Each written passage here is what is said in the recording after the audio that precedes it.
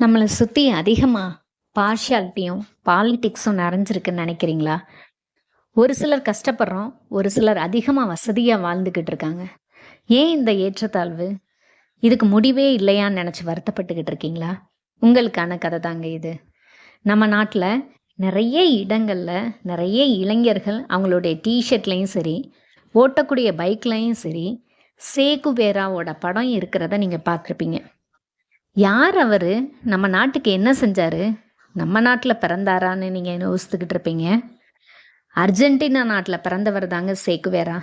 சிறு வயதிலிருந்தே அவருக்கு உடல் அளவிலையும் சரி, மன அளவிலையும் சரி நிறைய பிரச்சனைகள்.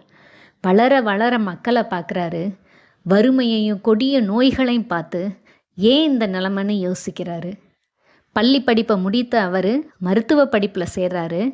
மருத்துவ படிப்பில் சேர்ந்த உடனேயே சுற்றி இருக்கக்கூடிய மக்கள்களை பார்க்குறாரு, பழகுறாரு. தொழுநோயால் பாதிக்கப்பட்ட மக்களுக்கு மிகச்சிறந்த உதவிகளை செய்கிறாரு. வறுமையில் வாடக்கூடிய மக்களுக்கு அவங்களுக்கு தேவையான உதவிகளை செஞ்சு வராரு. அப்படி செய்துக்கிட்டு இருக்கும் போதே சில ஏழை நாடுகள் அடிமையாக இருக்கிறதையும் பார்க்குறாரு. அவங்களுக்கு தன்னால் முடிந்த உதவிகளை செய்கிறாரு.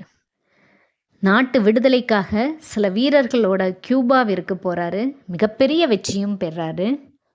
அமெரிக்க இராணுவம் இவரை வலை போட்டு தேடிக்கிட்டு இருக்காங்க. காட்டுக்குள்ளே ஆடு மேய்க்கக்கூடிய ஒரு சிறுமி கிட்ட தண்ணி வாங்கி குடிக்கும் போது அந்த சிறுமி காட்டி கொடுத்ததுனால அவர் அமெரிக்க இராணுவத்தினால கைது செய்யப்படுறாரு. அன்னைக்கு இரவு இவர் அடைச்சி வச்சுருக்காங்க. அவருக்கு சாப்பாடு கொடுக்க வர்றாங்க. அந்த சாப்பாடு கொடுக்கக்கூடிய நபர்கிட்ட சேகுவேரா கேட்குறாரு, இது எந்த இடம் அப்படின்னு கேட்குறாரு. இது எங்கள் ஊரில் இடிஞ்சு கிடக்கக்கூடிய ஒரு பள்ளிக்கூடம்னு சொல்கிறாங்க. ரொம்பவே வருத்தப்படுறாரு. பள்ளிக்கூடம் தான் மாணவர்களை சீர்திருத்தக்கூடிய இடம், இது இப்படி இங்கே இடிஞ்சு கிடக்கு. ஒருவேளை என் உயிர் தப்பிச்சிச்சுன்னா நான் செய்யக்கூடிய முதல் வேலை இந்த பள்ளிக்கூடத்தை சீர்திருத்துறது தான்னு மக்களுக்காகவே நினச்சி வருத்தப்பட்டுக்கிட்டு இருக்காரு. அவர் சாகும்போது கூட அவரை சுட வந்த வீரரை பார்க்குறாரு. கைகள் நடுங்குது. உடனே அவர் சொல்கிறாரு, நீ சேகுவேராவை கொல்ல போகிறேன்னு நினச்சேன்னா உன்னால் கொல்ல முடியாது.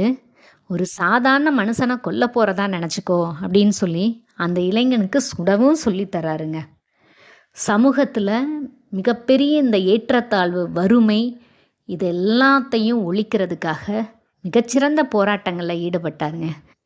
அவர் செஞ்ச அந்த தப்பு தான் அவரோட உயிரையே போகக்கூடிய அளவுக்கு மிகப்பெரிய சூழலை ஏற்படுத்தி கொடுத்துருந்தாலும் இன்னைக்கு வரைக்கும் மிகச்சிறந்த புரட்சியாளராக அவரை எல்லா நாடுகளுமே பார்க்க ஆரம்பிச்சது. நீங்களும் இந்த மாதிரி ஏழை எளிய மக்களுக்கு ஏதாவது உதவி செய்யணும்னு நினச்சிங்கன்னா மிகப்பெரிய புரட்சியை செஞ்சு பாருங்கள். உங்கள் வாழ்க்கையிலும் மிகப்பெரிய மாற்றம் ஏற்படும்.